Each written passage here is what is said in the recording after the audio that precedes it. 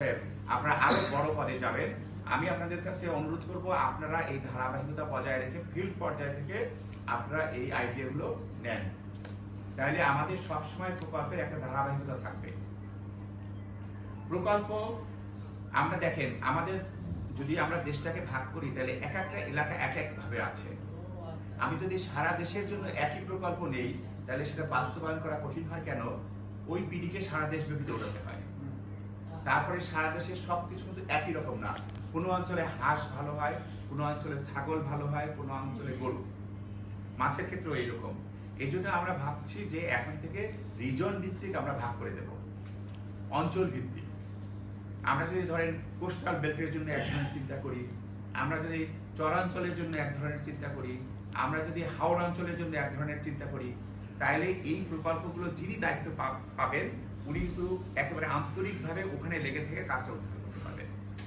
দেশের এমন কোনো কাজ নাই যা কেউ করতে চায় না। আপনি যদি কুতুবদিয়ায় কাউকে পোস্টিং দিতে চান, সেখানে যাওয়ার লোক আছে, কিন্তু পঞ্চগড়ের একটা লোককে যদি জোর করে আপনি কুতুবদিয়া পাঠান, সে তো যাবে না। আমার পোস্টিং এর মধ্যে যদি তার ওয়েলফেয়ারের চিন্তা থাকে, তাইলে তাকে দিয়ে অনেক কাজ করানো সম্ভব। কিন্তু আমি যদি মনে করি পোস্টিং এর মাধ্যমে তাকে শাস্তি দেব, তাহলে কিছুই করা সম্ভব না। একটা কাজের প্রথমেই সব ধ্বংস হয়ে যায়। এখন আপনাদের কাছে আমি আমার অংশটা প্রাথমিক যে বক্তব্য এখানেই শেষ করব। আপনারা যে প্রকল্পগুলো মানে এতক্ষণ চিন্তা করেছেন বা কয়েকদিন চিন্তা করেছেন, আমি হয়তো আগে আপনাদের এই ব্রিফটা দিতে পারলে আরো ভালো হতো। আমি অনুরোধ করেছিলাম যে অনলাইনে আপনারা প্রকল্পের ব্যাপারে ক্লাস দিবেন প্রত্যেক বিভাগে বিভাগে, তারপরে আমি যাব।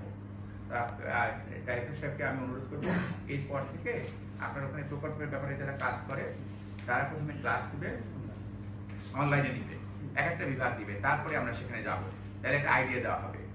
আপনাদের প্রকল্প কিভাবে প্রণয়ন করতে হয় এটা কোনোটা জানা দরকার নেই, কারণ এটা করার জন্য আমাদের এক্সপার্ট লোক আছে। আপনার কাছ থেকে আমার দরকার আপনার আইডিয়াটা, যে আপনি আসলে কি করতে চাচ্ছেন, সেটা কিভাবে করবেন, করলে দেশের কি উপকার হবে, ডিএলএস এর কি উপকার হবে, মানুষের কি উপকার হবে। আমি বোধহয় সংক্ষেপে বোঝাতে পেরেছি। এর সাথে কি করবেন? ক্লাইমেটকে সংযুক্ত করার চেষ্টা করবেন, এসডিজি কে সংযুক্ত করার চেষ্টা করবেন। আর কি আছে এরকম? হ্যাঁ, এনভায়রনমেন্টকে, হ্যাঁ ক্লাইমেট যেটা বলেছি, এনভায়রনমেন্ট, এরকম 4-5টা আমি যা লিখে রেখেছিলাম। নারীর ক্ষমতায়নের বিষয়টা সংযুক্ত করার চেষ্টা করবেন। তাহলে এইগুলো করে প্রকল্প সাজেস্ট করবেন। আপনার চিন্তা ভাবনার লিমিট কোনোভাবেই আপনার উপজেলা না, আপনার জেলাও না। আপনার চিন্তার limit sky is the limit. ঠিক আছে? আপনি এখানে বসে সারা দেশের যে কোনো জায়গার জন্য প্রকল্প আপনি আমাদের কাছে সাজেস্ট করতে পারবেন। এবং আপনার প্রকল্পটা যখন ডিএলএস দিবে, যখন এটা বাস্তবায়ন করবে, আপনি এটা পিডি হন না কিছু না হন, আপনার মনে হবে যে হ্যাঁ আমার আইডিয়াটাকে তারা সম্মান করেছে। আপনার মধ্যে একটা ওনারশিপ ডেভেলপ করবে। তাই সেই কারণে বলছি যে আপনারা এইভাবে ভেবে এখন প্রকল্প সাজেস্ট করতে পারেন। আমার মনে হয় গ্রুপ ভিত্তিক হতে পারে বা জেলা ভিত্তিক হতে পারে। সবচেয়ে দূরের যে জেলাটা আছে তাদেরকে কি আগে ডাকবেন, নাকি আপনি যে লিস্ট করেছেন সে অনুযায়ী? যদি সম্ভব হয় তাহলে সবচেয়ে দূরের জেলায় যারা আছেন তাদেরকে সবার আগে, এবং সবচেয়ে ভালো জেলায় মানে এই সদরে যারা আছেন তারা হবে সবার শেষে। প্রত্যেকটা প্রকল্পের জন্য আপনি 5 থেকে 7 মিনিট সময় পাবেন, শুধু আইডিয়াটা দিবেন। ঠিক আছে? প্রকল্পের ফরম্যাটে ফেলার দায়িত্ব হলো আমাদের এই ডাইরেক্টর প্ল্যানিং সাহেবের। আমি এই পর্যায়ে শেষ করলাম।